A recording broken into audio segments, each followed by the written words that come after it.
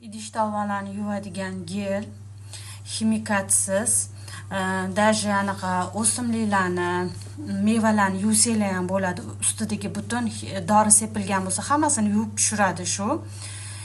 Qizlar ximikatsiz gel ishlatinglar, qo'linglar yomon bo'lib ketmaydi. Idish tovog'inglar tez chayiladi. Bilasizlar, hozir hamma kasalliklar mana shu idish tovoq geldan, parasholadan kelib chiqyapti.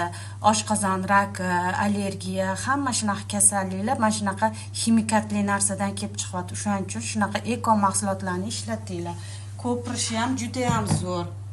Mana bir pasda ko'pirib ketadi. Bir pasda anaqa chayiladi, tez chayiladi.